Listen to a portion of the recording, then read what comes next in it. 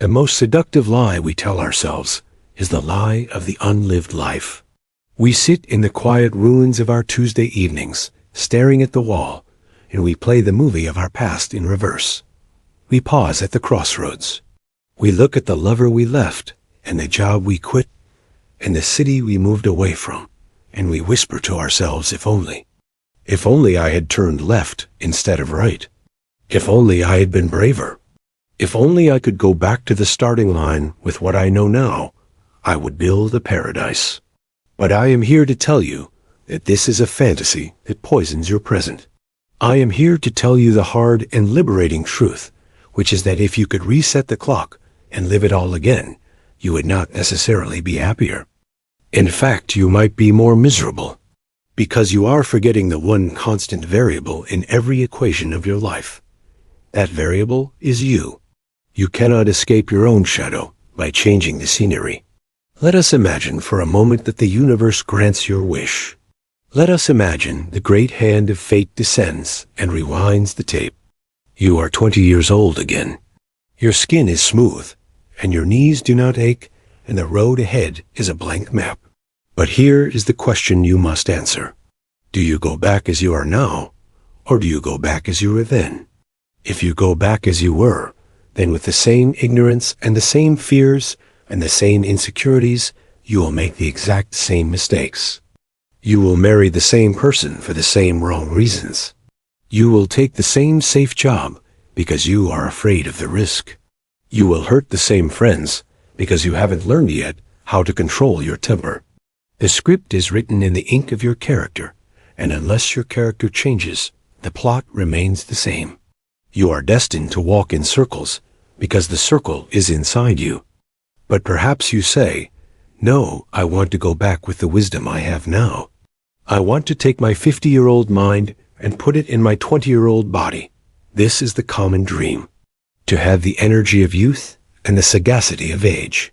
But consider the tragedy of that existence. If you went back now knowing what you know, you would be a stranger in your own timeline. You would look at your young friends with their trivial dramas and their foolish optimism, and you would feel no connection to them.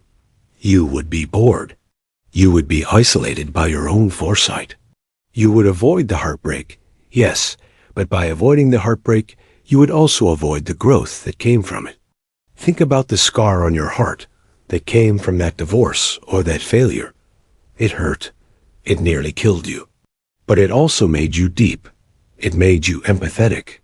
It made you the person who can sit here today and understand complex truths. If you go back and sidestep that pain, you do not become a better version of yourself. You become a shallow version of yourself. You become a ghost haunting a life that has no weight because it has no consequence. We romanticize the path not taken because we only see the highlight reel of that alternative reality. We imagine the other job would have made us rich, but we do not see the stress that would have given us a heart attack at 40.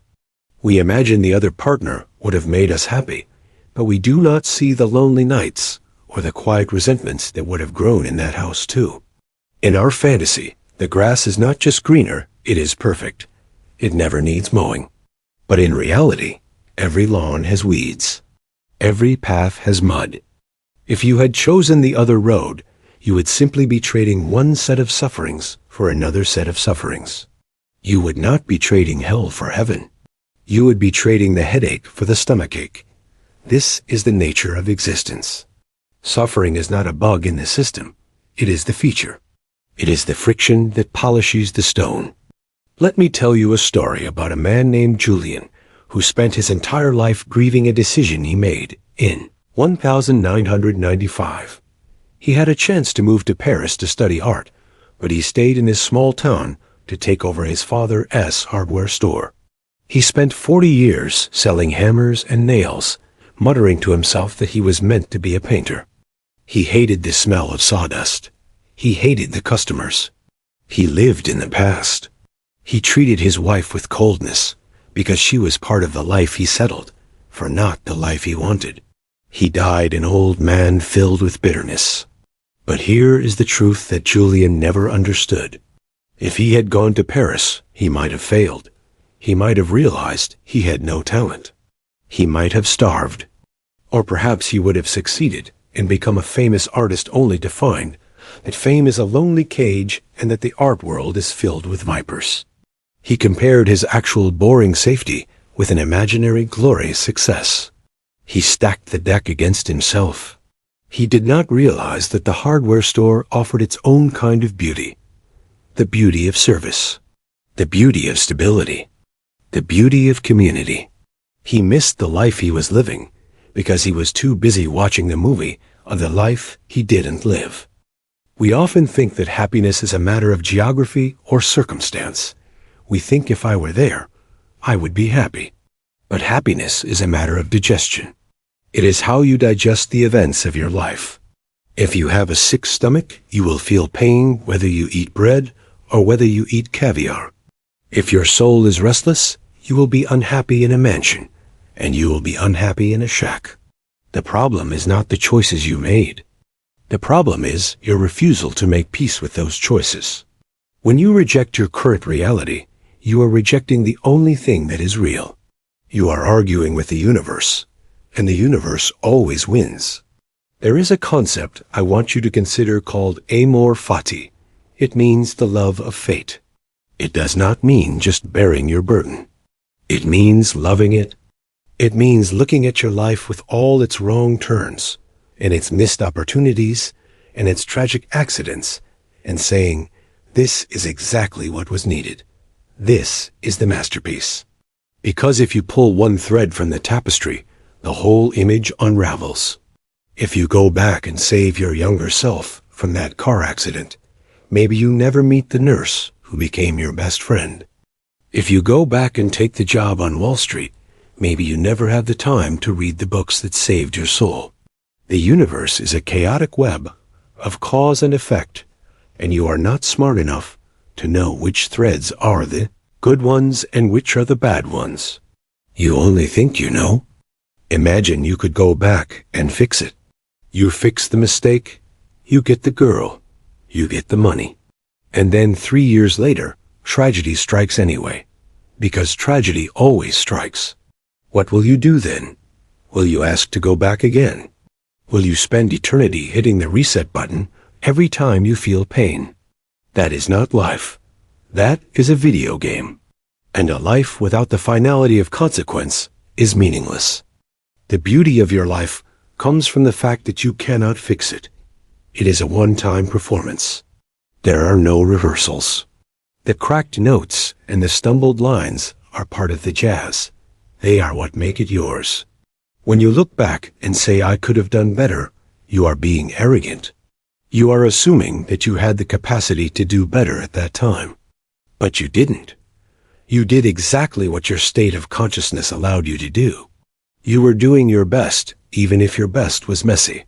Forgive that younger version of yourself. They were walking in the dark. They didn't have the flashlight you have now. Do not punish them for stumbling.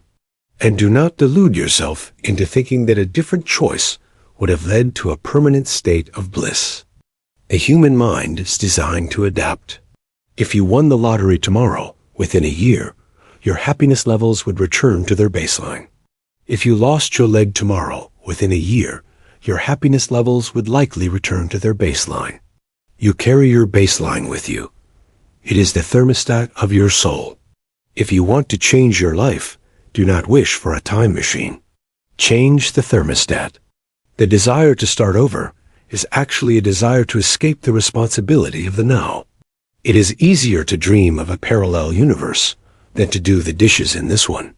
It is easier to fantasize about the perfect marriage you could have had than to work on the difficult marriage you actually have. The fantasy is a drug. It numbs you to the work that is right in front of your face. But the work is where the joy is.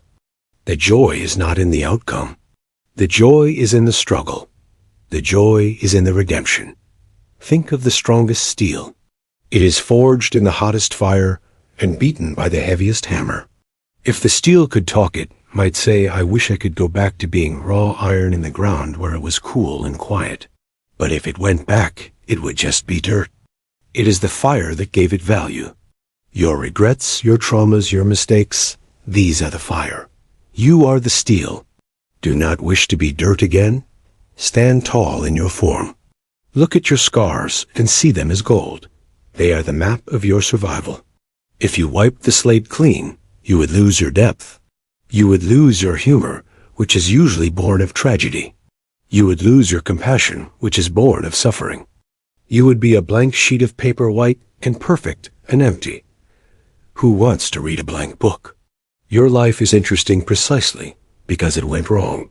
The twists in the plot are what make it a story worth telling. So I say to you, stop looking over your shoulder. The past is a country you can never visit again. The borders are closed. And the future is a country that has not yet been discovered. You only have this small strip of land called the present. Plant your garden here, even if the soil is rocky. Even if it has rained for 40 days, plant here. If you are unhappy, change your perception, change your action. But do not blame the timeline. There is no better life than this one, because this is the only one that exists. The other lives are ghosts. They are smoke. Do not trade your solid reality for smoke. Embrace the mess. Embrace the confusion. Embrace the fact that you didn't know what you were doing. No one knows what they are doing. We are all just children stumbling in the dark, trying to find a hand to hold. You are exactly where you need to be. The confusion you feel is the prelude to clarity. The pain you feel is the breaking of the shell that encloses your understanding. If you went back, you would just have to break the shell again. Why do the work twice? You are already here. You have already survived the hardest parts. Why go back to the start of the maze when you are closer to the exit than you think? Take a deep breath. Look at your hands. These are the hands that made the mistakes. And these are the hands that can build the redemption. You do not need a second chance. You need to take the first chance seriously. This is it. This breath. This moment. This is the start over. You don't need a time machine. You just need to open your eyes. The life you are looking for is not in the past. It is hiding underneath the fear you are feeling right now. Let go of the ghost of the person you could have been. That person does not exist. He is a phantom who comes to steal your joy. Banish him. Hug the person you are. The flawed, broken, beautiful person who is still standing. That is the hero